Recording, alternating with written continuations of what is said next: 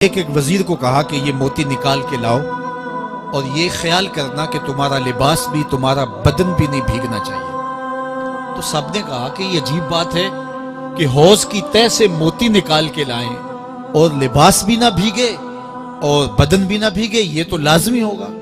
پھر دوسرے وزیر کو کہتا کہ یہ موتی نکال کے لاؤ، تمہارا لباس بھی نہیں بھیگنا چاہیے، تمہارا بدن بھی نہیں بھیگنا چاہیے۔ تو وہ آگے سے حجت کرتا یہ کیسے ہو سکتا ہے کہ بدن بھی اور لباس بھی نہ بھیگے اور موتی بھی نکال لاؤں؟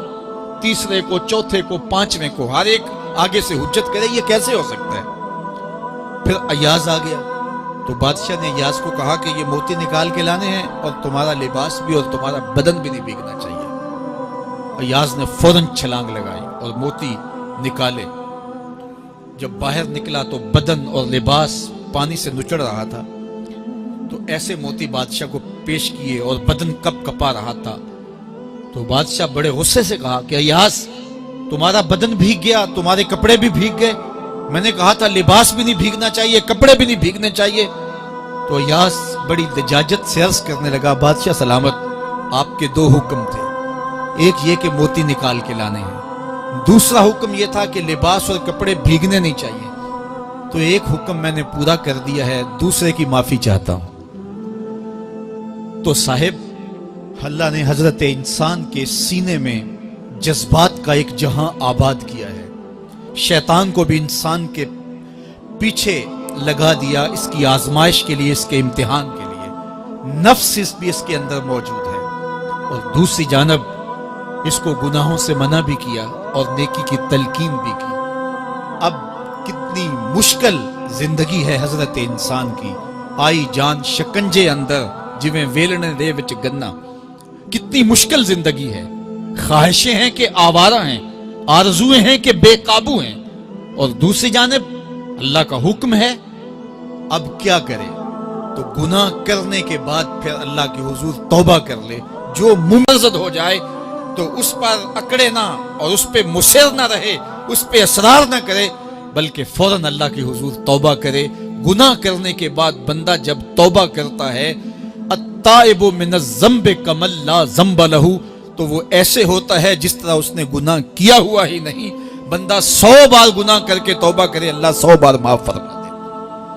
وہ کریم ہے، 70 ماؤں سے زیادہ پیار کرتا ہے۔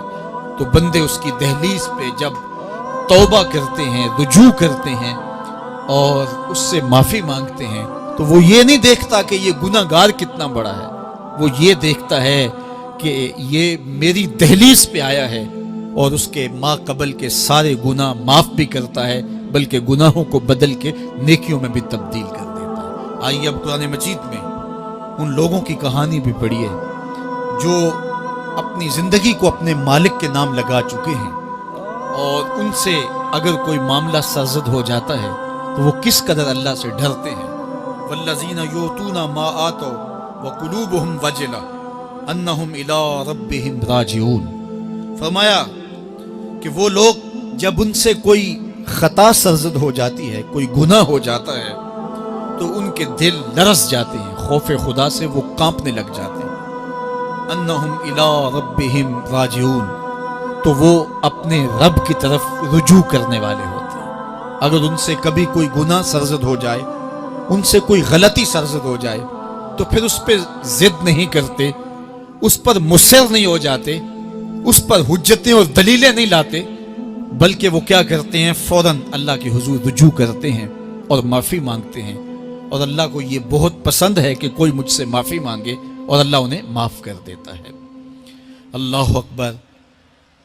حضرت عبداللہ ابن مسعود رضی اللہ تعالیٰ عنہ فرماتے ہیں کہ مومن کی یہ شان ہے کہ جب وہ گناہ کر بیٹھے تو وہ یوں محسوس کرتا ہے جس طرح پہاڑ تلے آ گیا ہے۔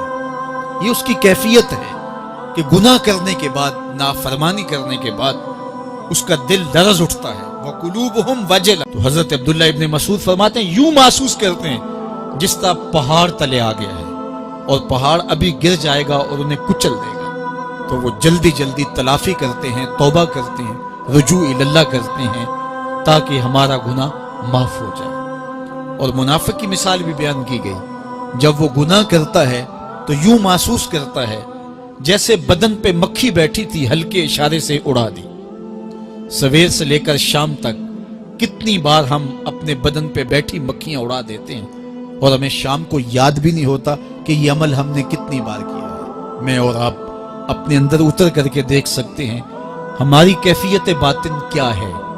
नमाजें छोड़ी, झूठ बोला, ग़ीबत की, चुगली की, किसी का दिल दुखाया, किसी को तकलीफ दी, गाली गलोच किया, सब्बो शतम किया, सवेर से शाम तक क्या क्या गुनाह किए। कभी ख्याल भटके, कभी सोचें आवारा हुई, कभी निगाहों ने बदकारियां की, कभी जुबान ने जुर्म किए, और शाम को हमें याद भी नहीं होता कि आज हमने क्या क्या जराइम किए, आज हमने क्या क्या गुनाह किए। अगर हमारी ये कैफियत है तो ये अमली निफाक है कि बदन पे मक्खी बैठी और उड़ा दी। और अगर हमारी कैफियत ये है कि गुनाह के बाद ये महसूस होता है कि हम पहाड़ तले आ गए और अल्लाह की नाराजगी हमने मूल ले ली और जल्दी जल्दी तौबा करके रुजू करने की जानिब बढ़ते हैं, तो फिर मुबारक हो। नहीं तो मुझे और आपको अपना मुहासबा करना चाहिए। हमारे दिलों पर जंग चढ़ गए हैं और हमारी कैफियत ये हो गई है कि गुनाह करने के बाद भी हम डटे रहते हैं। जबकि जिंदगी असहाबे रसूल की देखिए उनसे भी कभी कोई खता सरजद हो जाती तो वो फौरन उस गुनाह की तलाफी के लिए हुजूर की बारगाह में हाजिर हो जाते। हजरत अबू लुबाबा रदियल्लाहु ताला अन्हु ने अपने आप को मस्जिद नबवी हुआ तो फिर हुजूर के हाथों से अपने आप को उन्होंने खलवाया।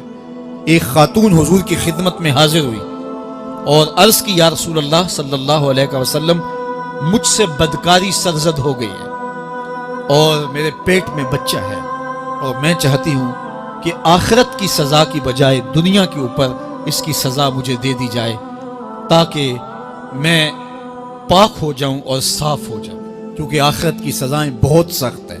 अल्लाह के महबूब अलैहिस्सलाम ने जिब्रील अमीन से एक दिन पूछा था, मुझे जहन्नम के अजाबों का जिक्र सुनाओ। तो अर्ज की, या रसूल अल्लाह सल्लल्लाहु अलैहि वसल्लम, सबसे हल्का अजाब, अखफ़ुल अजाब, हल्का तरीन अजाब ये है कि जहन्नुमी के पाँव में आग के जूते रखे जाएंगे। बाकी उसके पूरे बदन पे आग नहीं होगी, सिर्फ आग के जूते उसको पहनाए जाएंगे। लेकिन उसकी हिद्दत, गर्मी और शिद्दत इतनी होगी, यगली मिनहुमा दमागुहु, उसकी शिद्दत से उसका दिमाग पिघल कर नाक और कानों के जरिए से बाहर आना शुरू हो जाएगा। ये सबसे हल्के अजाब की कैफियत है। और जो अजाब सख्त हैं, अल्लाह ताला कुरान मजीद में फरमाता है, सुम्मा ला यमूतु फीहा वला यहया, उस बड़े अजाब का जिक्र किया जो जहन्नमियों को दिया जाएगा। फरमाया उस अजाब की कैफियत ये होगी, बंदा ना जिएगा ना मरेगा। जिएगा इसलिए नहीं कि आगे और पीछे, दाएं और बाएं आग ही आग होगी, तो उस आग में जीना को जीना तो नहीं होगा। और मरेगा इसलिए नहीं कि मौत को मौत आ चुकी होगी। जन्नत में जन्नतियों को एक ही डर और खदशा होगा, कहीं मौत ना आ जाए, और जहन्नमियों को एक ही उम्मीद होगी, कहीं मौत आ जाए और जान छूट जाए। अल्लाह ताला मेंढे की शक्ल में मौत को लाएगा और मौत को ज़बह किया जाएगा। जन्नती जन्नत से और जहन्नमी जहन्नम से देख रहे होंगे। जब मौत को ज़बह कर दिया जाएगा, अब मौत नहीं है, तो जन्नती इतने खुश हो जाएंगे कि अगर मौत को मौत ना आई होती तो ये खुशी से मर जाते, और जहन्नमी इतने मायूस, दुखी और परेशान होंगे कि अगर मौत को मौत ना आई होती तो ये सदमे से मर जाते, तो वो कानों के रास्ते से बाहर आ जाए। तो उसने अर्ज की, या रसूल अल्लाह सल्लल्लाहु अलैहि वसल्लम, मेरे ऊपर हद जारी कर दीजिए। और उसने कहा कि मेरे पेट में जो है वो बच्चा है। अल्लाह के महबूब अलैहिस्सलाम ने फरमाया, जाओ जब बच्चा पैदा हो तो फिर आना। वो चली गई। तो जब बच्चा पैदा हुआ तो गोद में उठाए फिर हुजूर की खिदमत में हाजिर हुई और अर्ज की, या रसूलल्लाह, ये है बच्चा जो मैंने गुनाह किया था, बदकारी की थी, आज ये उसकी निशानी है। तो अल्लाह के महबूब अलैहिस्सलाम ने फरमाया कि इसे ले जाओ और इसे दूध पिलाओ, और जब ये कुछ खाने पीने लग जाएगा तो फिर आना।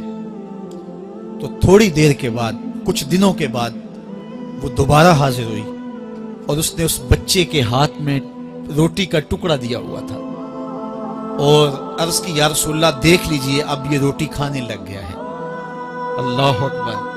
तो अल्लाह के महबूब ने फरमाया, इन्हें ले जाओ اور جا کے انہیں سنسار کر دو۔ اس کی یہ حد بنتی تھی، اس کو سنسار کیا اور اس نے خود یہ سزا اپنے لیے قبول کی۔ مائز ابن مالک اسلمی عرض کی، یا رسول اللہ طہرنی، مجھے پاک کر دیجئے۔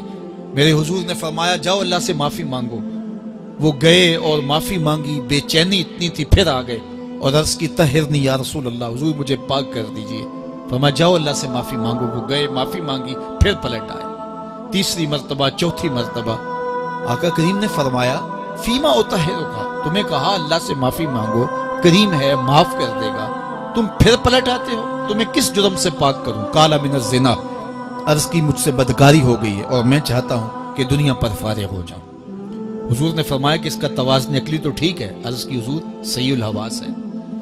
کہا کہ یہ نشے میں تو نہیں کہہ رہا؟ کسی نے اٹھ کے منہ سونگا، کہا حضور ایسی بات بھی نہیں ہے۔ فرمایا تم سوچ لو کیا کہہ رہے ہو؟ کہا حضور جو میں کہہ رہا ہوں وہ سچ کہہ رہا ہوں، مجھ سے گناہ سرزد ہو گیا اور میں چاہتا ہوں کہ دنیا پر ہی فارغ ہو جاؤں۔ اللہ کے محبوب علیہ السلام نے فرمایا کہ انہیں سنسار کر دو۔ مائز ابن مالک اسلمی کو سنسار کر دیا گیا۔ جب ان کا جنازہ اٹھا تو حضور بھی جنازے کے جلوس میں تھے۔ کسی کی زبان سے نکلا لو مائز نے گناہ کیا تھا، بس یہ بات سننے کی دیر تھی، اللہ کے محبوب کے چہرے پہ جلال آ گیا۔ فرمایا خبردار اگر کسی نے میرے مائز پہ بات کی، میرے مائز نے ایسی سچی توبہ کی ہے اگر روئے زمین کے تمام مسلمانوں میں بانٹ دی جائے لکفاہم، سب کی مغفرت ہو جائے۔ کہ انہوں نے اپنے آپ کو خود پیش کیا ہے۔ اب مائز ابن مالک کا جنازہ اللہ کے رسول نے خود پڑھایا، بلکہ مسلم کتاب الحدود میں ہے کہ ان کے جنازے کے دوسرے دن یا تیسرے دن حضور ان کے ہاں تشریف لے گئے، اور جب آقا گئے وہم جلوسن، تو لوگ وہاں بیٹھے ہوئے تھے۔